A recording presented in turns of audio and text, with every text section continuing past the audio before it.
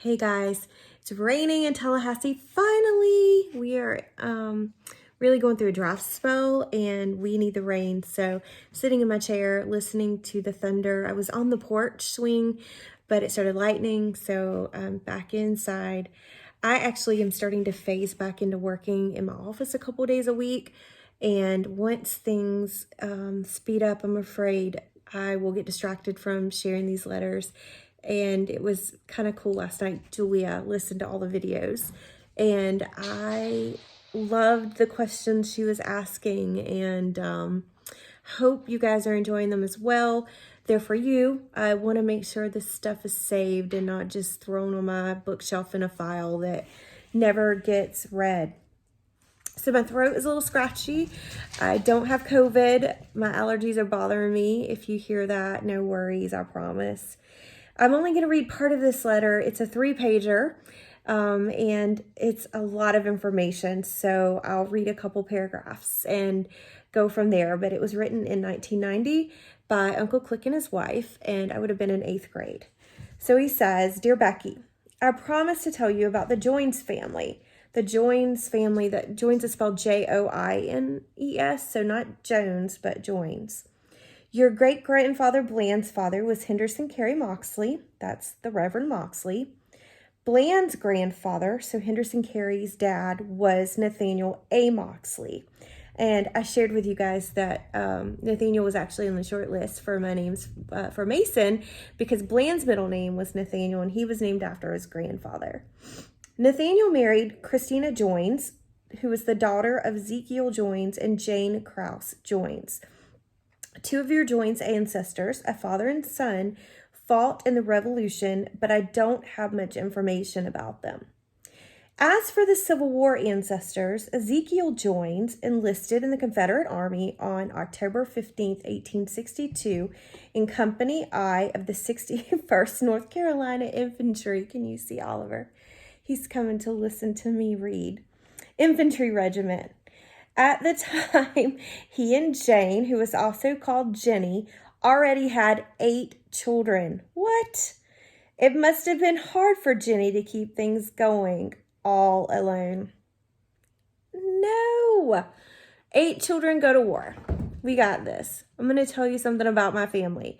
The women are so freaking strong, which is why being a single mom to 2 and being able to work, I got this. We got it. Long line of strong, stubborn women. So super proud. So he goes off to war. At any rate, Christina was their 7th child, who was born on October 30th of 1858. Her sister, Caroline, was next, arriving in 1861. Caroline later married Martin Brenniger, and they built and lived in a mountain cabin, which has been preserved as a bit of history on the Blue Ridge Parkway. It is under the National Park Service. If you ever travel to the Blue Ridge Parkway, be sure to stop at milepost 238.5 to see the Brenniger cabin. It also has a lovely gift shop. We've been there several times, and we like to think of Nathaniel and Christina Moxley visiting there, as I'm sure they did since Christina and Caroline were sisters. By the way, their brother, which was child number 9, lost my place, sorry. I was listening to the animals. So their brother, child number 9, was born in 1863 and was named Henderson. So Henderson Carey Moxley was named for his uncle, Henderson Joines, who in turn had been named for his uncle, Henderson Krause. Krause is spelled with a C, brother of Jane Krause Joines. The Krause farm was near the Brenniger farm. We have visited the Krause cemetery on the old farm, only 1 mile from the Brenniger cabin. The Brenniger graves are there also. Enclosed, you will find pictures of Christina Joines and her mother, Jenny Krause. I only wish I had one of Caroline Brenniger. So, Moxley cousins, you have to go to the Brenniger cabin. It's a must-see. I actually went when I was pregnant with Mason and drugged my mom up, which she was happy to do because she loved kind of reading this stuff too, even though it wasn't her side of the family. But we went to Boone and then drove up the Blue Ridge Parkway, found the cabin, super easy to find. It is amazing. It's so well preserved. I went in, I explained to the park ranger that I was a distant relative. She showed me a genealogy chart that they have on display, found our line immediately. And she said, I can absolutely see the resemblance between you and Caroline Brenniger. And I said, I thought she was just playing, but she was like, no, come with me. So we went outside to the garden area that they have like a display case in front of. And there were pictures of Caroline and some other family members, and we do resemble quite a bit. So I was tickled by that and felt loved, but you have to go there.